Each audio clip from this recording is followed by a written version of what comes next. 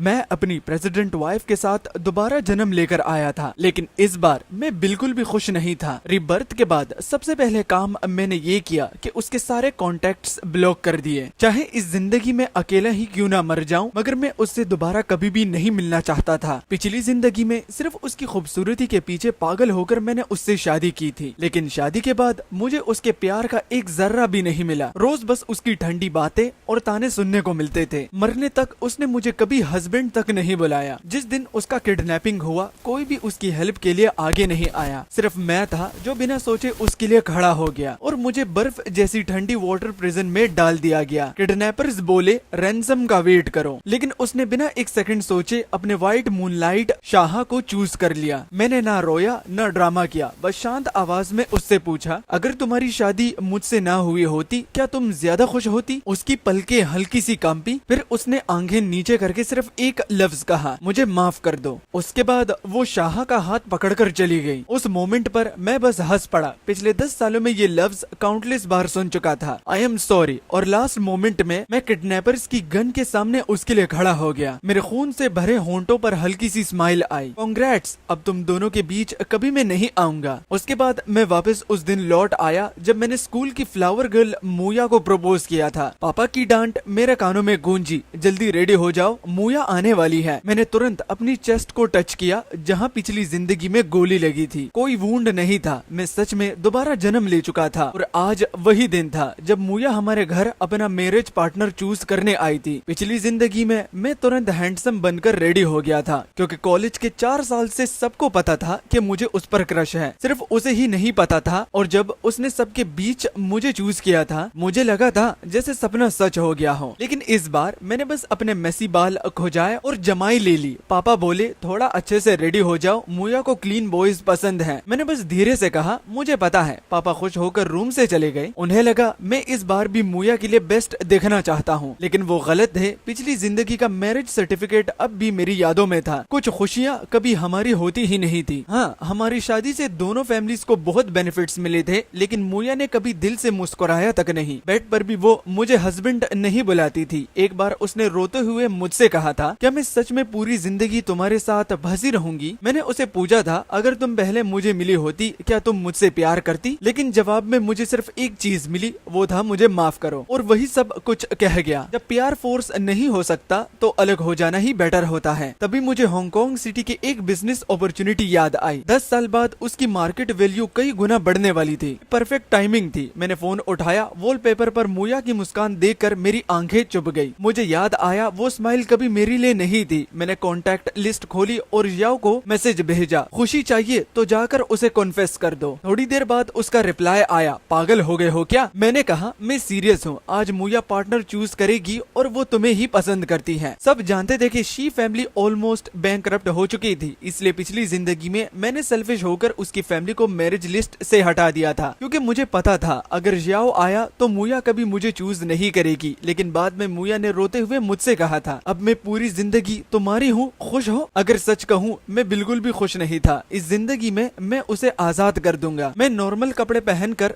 Guest के बीच mix हो गया और दूर से चुपके से मूया को देखने लगा। वो अभी भी बिल्कुल पिछली जिंदगी की तरह कोल्ड थी। ऐसा लगता था जैसे शीहा के अलावा कोई और आदमी उसकी नजरों में एग्जिस्ट ही नहीं करता था। जब उसने मेरे लास्ट कजन को भी रिजेक्ट कर दिया था तो उसने इम्पेशेंट होकर पापा की तरफ देखा। अंकल, क्या बस इतने ही लोग हैं? पापा मुस्कुराए, नहीं, एक और अभी तक नहीं आया। मूया ने धीरे से कहा, कोई बात नहीं, मैं वेट कर लूंगी। वो वही बैठी रही और बार बार उसकी नजरें दरवाजे की तरफ जाती रही। बिल्कुल पिछली जिंदगी की तरह वो सिर्फ अपने स्वीट हार्ट के आने का इंतजार कर रही थी। काफी देर के बाद उसने अचानक उंगली उठाकर मेरी तरफ पॉइंट किया। उसकी आवाज राग की तरह हल्की थी, तो फिर यही सही। उसके लिए शादी बस एक कैजुअल डिसीजन था, लेकिन मैंने उसके लिए पूरी जिंदगी जी कर मार दी थी। मैंने क्वाइटली शीहा को मैसेज भेजा, अभी तक आए नहीं, और अगले ही सेकंड हॉल का डोर खुल गया। दोनों की नजरें एक दूसरे से टकरा गई, जैसे पूरी दुनिया उस मोमेंट में रुक गई हो। शायद पिछली जिंदगी में भी उन्हें इसी वक्त मिलना था। मैंने हल्की सी स्माइल की, कैप नीचे की और वहाँ से मुड़कर चल दिया। मूया, मेरे बिना तुम फाइनली खुश रह पाओगी। दिल में चुपके से मैंने एक लफ्ज कहा, कांग्रेचुलेशन, लेकिन पीछे से अचानक मूया की आवाज आई, थैंक्स, लेकिन मैं तुमसे शादी नहीं करूंगी। जैसे ही ये वर्ड्स निकले पूरा हॉल शॉक में जम गया। सबको पता था कि जी हाउ ही उसका व्हाइट मूनलाइट है, लेकिन मैं तो पहले से ही वहाँ से निकल चुका था। मुझे सीन में क्या हो रहा था कुछ पता ही नहीं था। शीहा भी कंफ्यूज रह गया। जेड लीफ,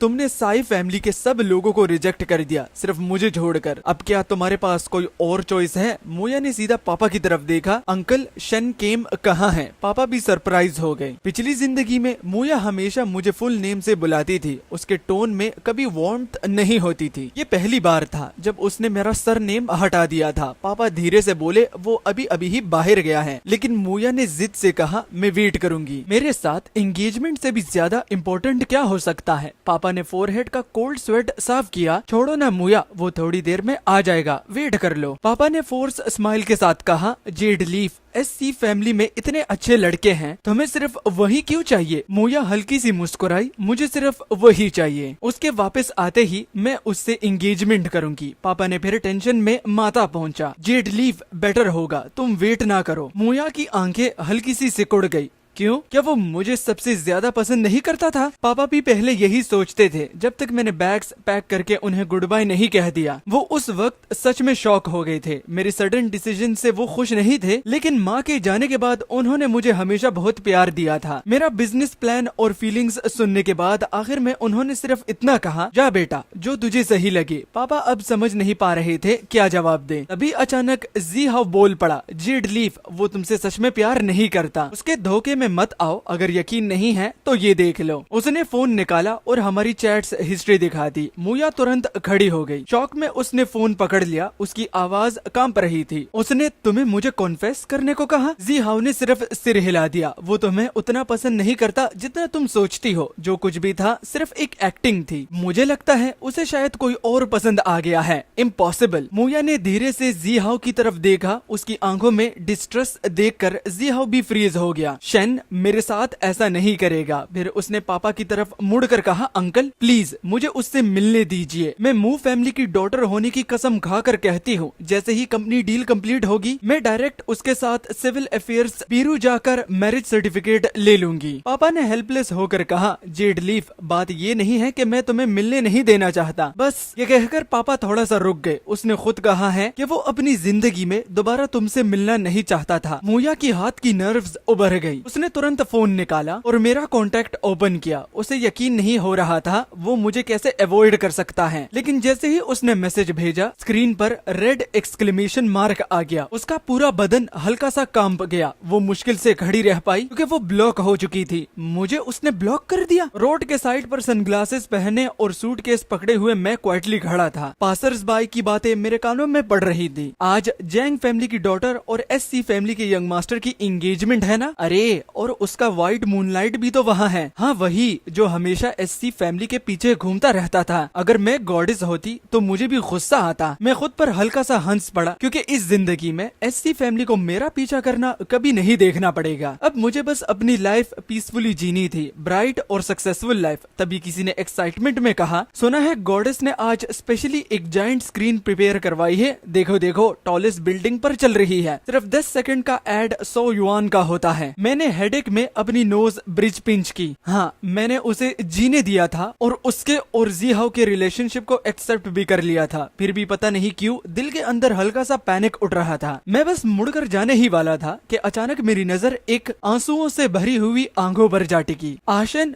तुम्हारे बिना मैं कभी खुश नहीं रह पाऊंगी। मुझे लगा शायद मैंने गलत सुना है। मैंने धीरे से सनग्लासेस नीचे खींच दिए और सामने वही औरत खड़ी थी जो पिछली जिंदगी में मुझसे शादी करके रोया करती थी। इस वक्त वो पिछली जिंदगी से भी ज्यादा दर्द के साथ रो रही थी। आशिन, देखो, आज मैं सिर्फ तुम्हारे लिए यहाँ आई हूँ। बस तुम वापस आ जाओ, मैं तुरंत तुम्हारे साथ सिविल अफेयर्स ब्यूरो जाकर मैरिज सर्टिफिकेट ले लूंगी। मैं तुमसे प्रॉमिस करती हूँ। मोया की आवाज हवा में गूंज रही थी। उसकी हर बात में एक अजीब सी डिटर्मिनेशन थी और मैं जैसे वही फ्रीज हो गया था। मेरा दिमाग कम्प्लीटली ब्लैंक हो चुका था। मुझे तो लगने लगा शायद रिबर्थ के बाद मेरी सेंसेस ही खराब हो गई हैं। ये सब शायद हेलुसिनेशन है। वही मूया जो पिछली जिंदगी में मुझसे बचती फिरती थी, आज खुद मेरे साथ मैरिज सर्टिफिकेट लेने की बात कर रही थी। आशन, मुझे पता है तुम सुन सकते हो, चाहे तुम रिप्लाई ना दो, मैं तुम्हें ढूंढ लूंगी। उसकी टूटती हुई आवाज ने मेरी सारी फेक कामनेस तोड़ दी। आसपास के लोग भी शौक होकर बातें कर रहे थे। भाई, तूने सुना? गॉडेस खुद उस लिकिंग डॉग को कन्फेस कर रही है। वैसे दोनों साथ में बुरे भी नहीं लगते, बस पहले गॉडेस को उसमें इंटरेस्ट नहीं था। कुत्ते की तरह किसी के पीछे घूमना भी कोई चीज होती है क्या? क्या पता एससी फैमिली का लिकिंग डॉग फाइनली सक्सेसफुल हो गया हो। लोगों की ये बातें सुनकर मुझे मूया के कन्फेशन को सीरियसली लेना पड़ा। मैंने जोर से खुद को थप्पड़ मारा। मैं खुद को रियलिटी में लाना चाहता था। फिर बार बार कंफर्म किया कि जायंट स्क्रीन पर कन्फेशन करने वाली सच में मूया ही थी। लेकिन ये पॉसिबल कैसे था? क्या वो सच में मुझसे प्यार करने लगी थी? ये थॉट्स आते ही मैंने खुद को एक और थप्पड़ मारा। पागल हो गया हूँ क्या मैं? क्या पिछली जिंदगी का दर्द इनफ नहीं था? फिर मैंने खुद को फोर्सफुली समझाया, मूया शायद मेरी सोच से भी ज्यादा प्रैक्टिकल थी। फैमिली, मैरिज और बेनिफिट्स के लिए वो फिर से कॉम्प्रोमाइज करने को रेडी हो गई थी, चाहे सामने वो आदमी हो जिससे वो प्यार भी नहीं करती। ये सोचकर मेरा दिल चुभ गया। तभी टैक्सी आ गई। मैंने तुरंत कार डोर खोला और उस जगह से दूर निकल गया जो मुझे अंदर से तोड़ रही थी। लेकिन टैक्सी से उतरते ही किसी की चीख सुनाई दी, वही है, पकड़ो उसे। मैं शॉक में जम गया। 1 डजन से ज्यादा लोग मेरी तरफ भागते हुए आ रहे थे। मैंने 1 सेकंड भी वेस्ट नहीं किया, सूटकेस पकड़ा और सीधा भाग गया। मैं मुश्किल से एक कन्वीनियंस स्टोर में चुप पाया था कि वहाँ की क्लर्क मुझे घूर कर देखने लगी। फिर अचानक उसने उंगली मेरी तरफ करके चिल्लाया, ओ माय गॉड, तुम तो खुद चलकर आ गए। मेरी जान ही निकल गई। फिर मैं पैनिक में भागता हुआ एक एली के पीछे छुप गया। वही फाइनली मैंने अपना फोन निकाला और न्यूज चेक की, लेकिन ऐप ओपन करते ही मेरी आंखें फट गई। हॉट स्क्रीन पर एक ह्यूज बाउंटी चमक रही थी। मूया ने 10 मिलियन का रिवॉर्ड रखा है सिर्फ मेरी इंफॉर्मेशन के लिए। मैं कम्प्लीटली स्टन रह गया कि मूया ऐसी कैसी हो गई। पिछली जिंदगी में तो उससे सबसे ज्यादा रिग्रेट मुझसे शादी करने का था। अब जब मैं खुद उसे फ्रीडम दे रहा था तो वो फिर से मेरे पीछे क्यों आ रही थी? मैंने कॉलर ऊपर किया, हाफ फेस कवर किया और सनग्लासेस टाइट करके एयरपोर्ट की तरफ चल दिया। तभी पीछे से एक फेमिलियर आवाज ने मेरी रीढ़ की हड्डी तक ठंडी कर दी। मैं ये आवाज कभी गलत नहीं पहचान सकता था। पिछली जिंदगी में काउंटलेस बार सुना था, लेकिन कभी उसमें वार्मथ नहीं होती थी। शन, और कितनी देर मुझसे भागते रहोगे? उसके हाई हील्स की आवाज रैपिडली मेरे पीछे आ रही थी। जैसे ही वो मेरा हाथ पकड़ने वाली थी, मैंने इंस्टेंटली एक टैक्सी रोकी और उसमें बैठ गया। ड्राइवर, जल्दी चलो। टैक्सी फुल स्पीड में निकल गई। मैं बार बार पीछे मुड़कर देख रहा था, कंफर्म करने के लिए कि कोई फॉलो तो नहीं कर रहा। तभी अचानक एक हार्ड ब्रेक लगा। उससे मैं जोर से फ्रंट सीट पर टकरा गया। ड्राइवर घबरा कर बोला, कस्टमर, किसी ने रोड ब्लॉक कर दिया है। मैंने हरिडली सामने देखा और मेरी सांसें रुक गई। वो लाइसेंस प्लेट नंबर मैं उसे बहुत अच्छे से जानता था। वो मूया की सुपर कार थी। ड्राइवर का फेस सफेद पड़ गया। भाई आप जल्दी उतरो, मैं इस पंगे में नहीं पड़ूंगा। मैं बिना कुछ बोले कार से उतरकर सीधा कम्युनिटी एरिया की तरफ भागा। वहाँ जगह बहुत टाइट थी, सुपर कार अंदर नहीं आ सकती थी और एग्जैक्टली वही हुआ। मूया भी कार से उतरकर मेरे पीछे भागने लगी। मैं अंदर ही अंदर खुश हुआ और पर्पसली पैनिक एक्ट करते हुए रिवर्स डायरेक्शन में भाग गया। उसने नोटिस ही नहीं किया। मैं क्वाइटली उसकी सुपर कार के पास गया, डोर खोला और ड्राइवर सीट पर बैठ गया। जाने से पहले बस एक लाइन छोड़ दी, बोरो कर रहा हूँ, एयरपोर्ट पहुंचकर वापस भेज दूंगा। अगले ही सेकंड मैंने एक्सेलरेटर दबा दिया और कार हवा की तरह निकल गई। मुझे लगा था इस बार फाइनली मैं मूया से बच जाऊंगा, लेकिन अचानक मेरे कानों में गूंगा करनी जैसी इंजन रोर गूंजा। मैंने शौक में साइड की तरफ देखा और मेरी सांसें रुक गई। मूया मोटरसाइकिल लेकर मेरी सुपर कार के साथ रेस कर रही थी। मेरे फोरहेड पर तुरंत स्वेट आ गया। ये पागल हो गई है क्या? सुपर कार के साथ रेस, मरना चाहती है क्या? उसने हेलमेट के थ्रू मुझे रोकने का सिग्नल दिया, लेकिन कैसे रुकता मैं? मैंने तो डिसाइड कर लिया था, इस जिंदगी में मेरा उससे कोई रिलेशन नहीं होगा। उसे पीछे हटाने के लिए मैंने एक्सेलरेटर पूरा दबा दिया और उसे काफी पीछे जोड़ दिया। मुझे लगा इस सिचुएशन में भी अगर वो फॉलो करेगी तो सीधा डेथ विश होगी, लेकिन अगले ही सेकंड एक डार्क शेडो साइड से फ्लैश हुई। मेरी आंखें हॉरर में वाइडन हो गई। वो मोटरसाइकिल मेरी कार को ओवरटेक कर चुकी थी। एक परफेक्ट सुरिल के साथ उसने बाइक मेरे सामने रोक दी। डैम, मैं जोर से ब्रेक्स पर पैर मारा। मेरा हेड डायरेक्टली एयर बैग से टकरा गया। अगले ही सेकंड सुपर कार का डोर खोला और मुया क्वाइटली ड्राइवर सीट पर बैठ गई। उसके लिप्स के कॉर्नर हल्की सी टीजिंग स्माइल में उठे। मुझे पता था तुम मुझे हिट नहीं करोगी। मैं टायर्ड होकर को पायलट सीट पर पीछे टिक गया। गुस्से में पूछा, एग्जैक्टली चाहती क्या हो तुम? उसने स्माइल के साथ हेड टिल्ट किया। तो तुम सच में मुझसे भाग रहे हो क्या? मुझे दोबारा देखने से इतना डर लगता है? उसकी बातें सुनते ही मेरा पूरा बदन स्टिफ हो गया। नहीं, एक डेंजरस थॉट मेरे दिमाग में फ्लैश हुआ, कहीं ये भी रिबॉर्न तो नहीं हुई? मैं इम्पेशेंट होकर बोला, मेरे पीछे स्टॉक करना इंटरेस्टिंग लग रहा है। ये वही लाइन थी जो उसने पिछली जिंदगी में मुझे 1000 बार बोली थी। एक सेकंड के लिए उसकी आंखों में सैडनेस चमकी, लेकिन इंस्टेंटली गायब भी हो गई। आशन, सच मान लो, तुम बस मुझसे दोबारा प्यार करने से डर रहे हो। मेरा जो इंस्टेंटली टाइटन हो गया। बकवास। फिर उसने कामली पूछा, तो फिर मुझे हांगकांग सिटी साथ ले जाने की हिम्मत है? मैं तुरंत बोला, क्यों नहीं। उसने हल्की सी स्माइल की और पता नहीं क्यों उस स्माइल को देखकर मेरे दिल में हल्का सा दर्द हुआ। तो वो मेरे लिए भी स्माइल कर सकती है। मैं इरिटेट होकर लाइटर निकाला और उसके सामने सिगरेट जला ली। वो एक सेकंड के लिए स्टंट रह गई, लेकिन पिछली जिंदगी की तरह डिस्कस्ड एक्सप्रेशन नहीं दिया। 10 साल से मैंने स्मोकिंग सिर्फ उसके लिए छोड़ी हुई थी। मैंने स्मोक रिंग्स छोड़ते हुए कहा, साथ चलना है तो चलो, लेकिन मुझे ड्रैग मत करना। उसने स्मोक की बिल्कुल परवाह नहीं की। वो सडनली मेरे क्लोज आई और सॉफ्टली बोली, हांगकांग सिटी मोया तुमसे ज्यादा जानती है। मेरा दिल हल्का सा शेक हुआ। पिछली जिंदगी में जी हाउ हांगकांग में काम करता था। तब मैं बहुत एक्साइटेड होकर मोया को हांगकांग ट्रिप प्रपोज किया करता था। मैंने तो केयरफुली 30 पेज ट्रैवल गाइड भी बनाई थी, लेकिन उसने बस कोल्ड टोन में कहा था, फन, मेरे पास तुम्हारे साथ वेस्ट करने का टाइम नहीं है। लेकिन इस जिंदगी में हांगकांग पहुंचते ही वो कम्प्लीटली डिफरेंट थी। इतनी एंथुसियास्टिक कि मुझे ओवरवेल्म होने लगा। रात को वो मुझे अपने बुक होटल ले गई। फ्लोर टू सीलिंग विंडो के सामने खड़ी होकर विक्टोरिया हार्बर की तरफ पॉइंट करते हुए एक्साइटेडली बोली, इस वक्त की लाइटनिंग सबसे ब्यूटीफुल होती है। लेकिन मैं बस एब्सेंट माइंडली उसकी साइड प्रोफाइल को देखता रह गया। बस इतना ही। अगले दिन वो मुझे डिज्नीलैंड ले गई। एंट्रेंस से लेकर एग्जिट तक पूरा दिन घूमते रहे। उसके हाथ में मार्शमेलो था और वो बार बार हमारी फोटोज देखकर स्माइल कर रही थी। देखो ना, ये वाली कितनी क्यूट है। मैं लिस्टलेसली बोला, तुम खुद स्माइल करो पहले, वरना फोटोज अच्छी नहीं आएंगी। वैसे भी मुझे जबरदस्ती खींच कर लाया गया है। मैंने क्लियरली इंटरेस्ट शो नहीं किया, लेकिन वो रुक गई और फिर भी उसके चेहरे पर स्माइल बनी रही। उसके बाद वो मुझे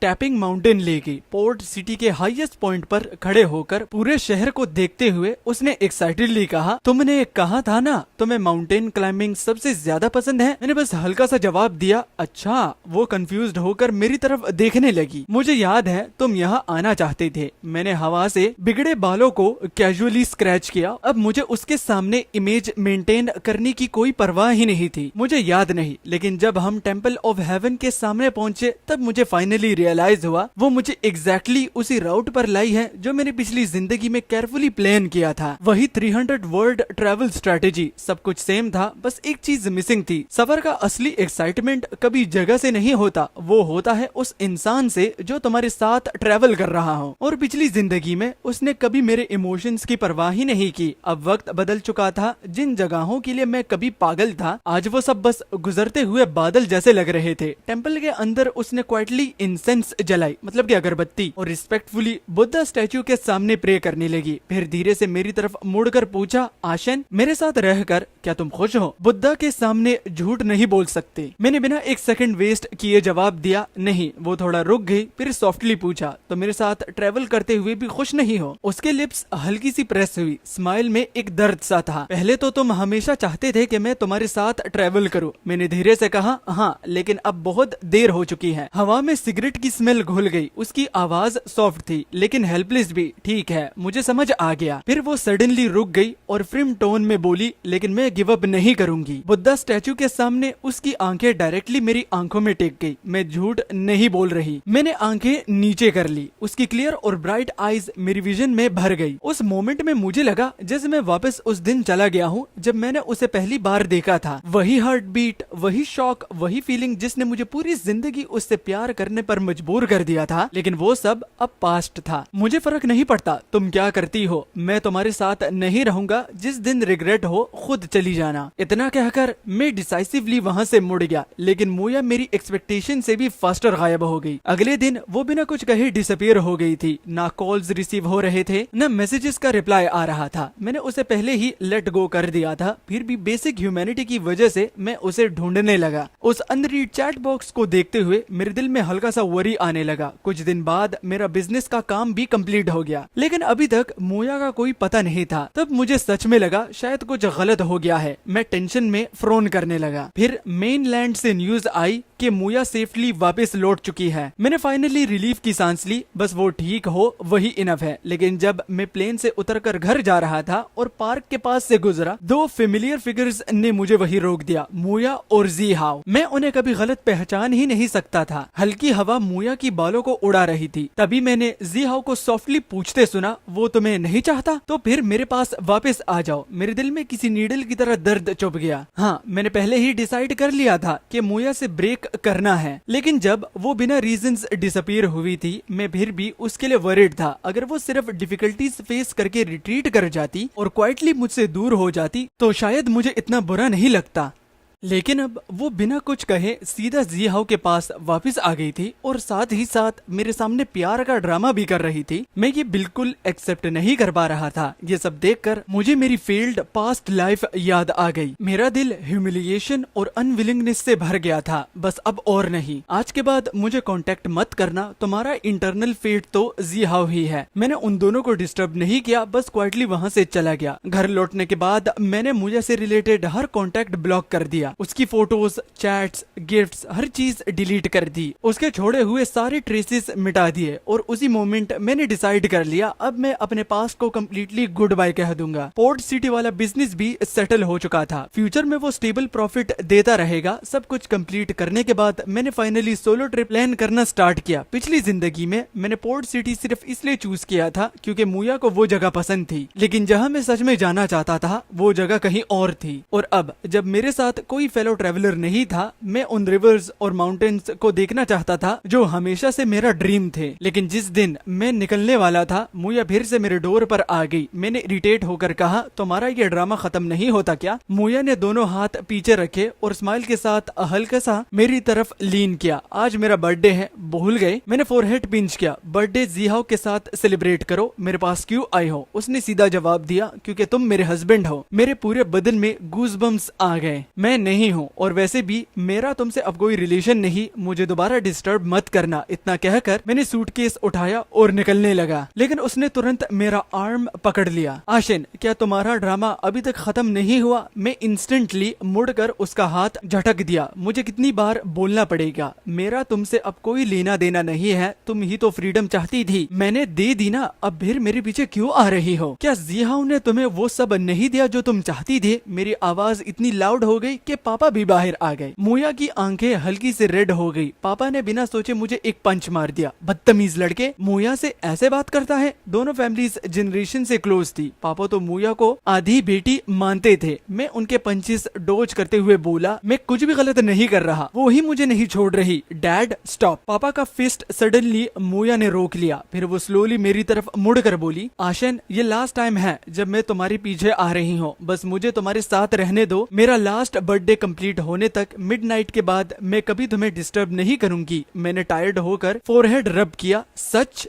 उसने इंस्टेंटली राइट हैंड रेस किया। मैं मू फैमिली की डॉटर होने की कसम खा रही हूँ। मैं कुछ सेकंड्स चुप रहा, फिर फाइनली सहाय किया। फाइन, लेकिन आज के बाद दोबारा मेरे पीछे मत आना। उसकी आंखें इंस्टेंटली शाइन करने लगी। अगला सेकंड वो डायरेक्टली मेरे पास आई और मेरी आर्म टाइटली हग कर ली। देन चलो, मेरा पूरा बदन ऑकवर्डनेस से नंब हो गया। एक लड़की का इतना अफेक्शनेटली हग करना ही रेयर होता है, और ये लड़की मोया थी। हाँ, मेरे दिल में उसके लिए अभी भी बहुत डिससेटिस्फैक्शन थी, लेकिन आखिर ये हमारा लास्ट टाइम साथ होना था और आज उसका बर्थडे भी था। मैं चाहता तो उसे कम्प्लीटली इग्नोर भी कर सकता था, लेकिन फिर भी मैंने उसके साथ इतना बुरा बिहेव नहीं किया। रोड साइड स्टॉल्स के पास से गुजरते हुए भी मैं कैजुअली रेड रोब की तरफ पॉइंट करके पूछ लेता, पसंद है? ले दूंगा तुम्हारे लिए। मुझे बिल्कुल एक्सपेक्ट नहीं था कि वो सीरियसली एग्री कर देगी। आखिर कुछ डॉलर्स की चीप चीज उसकी आईज में कभी मैटर नहीं करती थी। मैं तो बस फॉर्मेलिटी में बोल रहा था, लेकिन उसने स्माइल करके सिर हिला दिया। ओके, मैं लिटरली स्टन रह गया। तुम्हें सच में ऐसी चीजें पसंद है? उसकी ब्राइट आईज डायरेक्टली मेरी तरफ उठ गई। तुम जो भी खरीदोगे मुझे सब पसंद आएगा। एक सेकंड के लिए मुझे लगा जैसे मेरे सामने वाली मुया को किसी और ने रिप्लेस कर दिया हो। मैंने वो रेड रोब उठाया और उसके रिस्ट पर बांध दिया। उसने अपना हाथ मेरी आंखों के सामने लाकर रेड बीड्स दिखाए। पता है इसका मीनिंग क्या होता है? मैंने कैजुअली जवाब दिया, नहीं। स्टूपिड। उसने फिंगर टिप से हल्का सा मेरा फोरहेड पोक किया। कभी सुना नहीं? रेड बीन्स का मतलब होता है I miss you to the bone. मैं वही फ्रीज हो गया। मुझे उसका इतना क्लिंगी और सॉफ्ट होना बिल्कुल हैंडल नहीं हो रहा था। मैंने कोल्ड टोन में कहा, ये लाइन जिहाओ को बोलना। मैं किसी और के साथ शेयर की हुई लव कॉन्फेशन एक्सेप्ट नहीं कर सकता। वो बस स्माइल करती रही जैसे उसे मेरी बात का बुरा ही नहीं लगा। लेकिन उसे एक चीप रेड रोब को इतना केयरफुली ट्रेजर करता देख मेरे दिल में अजीब सा डिस्कम्फर्ट हुआ। मैंने टॉपिक चेंज कर दिया, चलो शॉपिंग करते हैं, आज का सारा बिल मैं पे करूंगा। उसकी आंखें इंस्टेंटली शाइन करने लगी। तो ये तुम्हारा बर्थडे गिफ्ट है मेरे लिए? शायद।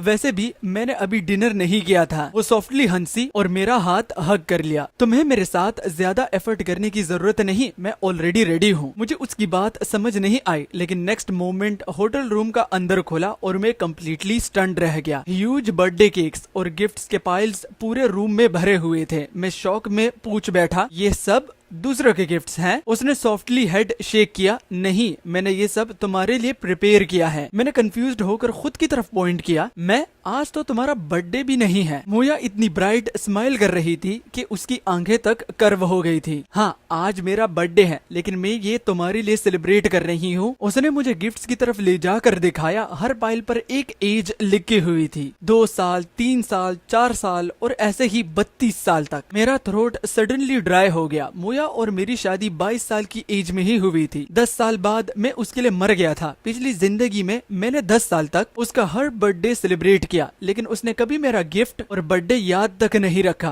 और अब वो मेरी पिछली जिंदगी की सारी मिस्ड बर्थडेज एक साथ मेकअप कर रही थी। मैंने स्लोली पूछा, ये तुम्हारा बर्थडे है, तुम दूसरे इंसान के लिए क्यों सेलिब्रेट कर रही हो? उसने हेड टिल्ट करके मेरी तरफ देखा तो मूव हुए। मैंने काम टोन में जवाब दिया, मेरे अलावा कोई और भी होता तो वो भी मूव हो जाता, सिर्फ तुम नहीं। मेरी बात का मतलब क्लियर था। उसके एक्शंस से मेरा हार्ट चेंज नहीं होने वाला था। उसने आंखें नीचे कर ली। मुझे पता है, मैंने एक्सपेक्ट भी नहीं किया था कि तुम इंस्टेंटली मुझे एक्सेप्ट कर लोगे। उसकी लोनली सी टोन सुनकर मैं बर्थडे वाले दिन उसे कम्प्लीटली हर्ट भी नहीं कर पा रहा था। इसलिए मैंने फाइनली पूछा, अब और क्या चाहिए तुम्हें? लगता है वो इसी क्वेश्चन का वेट कर रही थी। उसने इंस्टेंटली कहा, मेरे साथ बुद्धिस्ट टेम्पल चलो। हम टेम्पल पहुंच गए। वहाँ उसने सडनली एक रिंग निकाली। उसका डिजाइन बिल्कुल हमारी पिछली जिंदगी के वेडिंग रिंग जैसा था। आशन, मेरी एक और विश है, क्या तुम ये रिंग मेरे फिंगर में पहनाओगे? मैंने इंस्टेंटली फ्रोन किया। तुम प्रपोजल करवाना चाहती हो? वो जोर से हंस पड़ी। तो क्या तुम रेडी हो? बुद्धा के सामने झूठ नहीं बोल सकते। मैंने सीधा हेड शेक कर दिया, नहीं। वो फिर भी स्माइल करती रही, बस हल्की सी साय करके। मुझे पता था तुम यही आंसर दोगे। रिलैक्स, इसका कोई स्पेशल मीनिंग नहीं है। मैं बस चाहती हूँ तुम मेरे फिंगर में रिंग पहना दो। उसने बुद्धा स्टेच्यू की तरफ देखकर सॉफ्टली कहा, मैं बुद्धा की कसम खाकर कहती हूँ, मिडनाइट के बाद मैं सच में तुम्हें दोबारा डिस्टर्ब नहीं करूंगी। मैंने एक ठंडी सी सांस ली और फाइनली उसकी फिंगर्स में रिंग पहना दी। वो क्वाइटली रिंग को देखने लगी, फिर धीरे से मेरे शोल्डर पर लीन कर गई। मेरा पूरा बदन इंस्टेंटली स्टिफ हो गया। लास्ट मोमेंट तक मैंने सोचा था मैं उसे पुश कर दूंगा, लेकिन पता नहीं क्यों मैं हिल भी नहीं पाया। उसकी हल्की सी ट्रेम्बलिंग वॉइस मेरे कानों में गूंज उठी, आशन आई लव यू। मैं कम्प्लीटली स्टन रह गया। बुद्धा के सामने झूठ नहीं बोल सकते, इसलिए मैं यहाँ आई थी तुम्हें सच बताने के लिए। पागल हो गए हो क्या? मैंने फ्रोन करते हुए उसकी बात काट दी। पहले तुम मुझे पसंद तक नहीं करती थी। वो सॉफ्टली हंसी, लेकिन 10 साल तक अगर पत्थर को भी गर्म करो तो वो भी मेल्ट हो जाता है। बस करो। पिछली जिंदगी की यादें मेरे दिमाग में फ्लैश होने लगी। मैं और नहीं सुनना चाहता था। मुझे लगता था वो हमेशा दूसरों की फीलिंग के साथ खेल लेती है, लेकिन उसने क्वाइटली कहा, मैं तुमसे झूठ नहीं बोल रही आशन। वो मेरे शोल्डर पर हेड टिकाए नीचे माउंटेन की लाइट्स को देख रही थी। मुझे पता है तुम मुझसे नफरत करते हो। मैं तुमसे फॉरगिवनेस भी नहीं मांग रही। मेरी सबसे बड़ी बर्थडे विश बस ये है कि तुम पूरी जिंदगी खुश रहो। आज वो इतनी स्ट्रेंज क्यों लग रही थी मेरी आंखों के नीचे, और सडनली मेरे हाथ पर कुछ वार्म ड्रॉप्स गिरे। खून। मेरी सांसें एक सेकंड के लिए रुक गई। मोया, मैं इंस्टेंटली उसे अपनी बाहों में खींच लिया। उसके लिप्स के कॉर्नर से ब्लड निकल रहा था। हॉस्पिटल चलते हैं। मैं उसे उठाकर भागने ही वाला था कि उसने वीकली मेरा हाथ पकड़ लिया। मत, अब बहुत देर हो चुकी है। उसी मोमेंट टेम्पल की मिडनाइट बेल बज उठी। 3 बार डोंग हुआ, मेरी ब्रीदिंग हल्की सी ट्रेम्बल करने लगी। मिडनाइट क्या मतलब है इसका? उसने वीक स्माइल के साथ मेरी तरफ देखा। पिछली जिंदगी में मुझे तो बहुत पहले से मर जाना चाहिए था। तुम्हारी लाइफ मैंने फोर्सफुली मांगी थी। मेरा दिल वॉयलेंटली शेक हुआ। क्या बकवास कर रही हो तुम? आशन, उसके खून से भरे हुए लिप्स हल्की सी स्माइल में उठे। उसने वही रिंग वाली फिंगर मेरी तरफ उठाई। थैंक यू मुझे रिंग पहनाने के लिए। मैं तुमसे बहुत बहुत प्यार करती हूँ। अगला सेकंड उसके हाथ धीरे से मेरी हथेली पर गिर गया। हमारे हाथों के बीच गर्म खून फिसल रहा था। उसकी आंखों में पूरे शहर की लाइट्स रिफ्लेक्ट हो रही थी। काश ये मोमेंट हमेशा के लिए रुक जाता और फिर मेरी बाहों में पड़ी हुई वो लड़की अचानक बिल्कुल साइलेंट हो गई।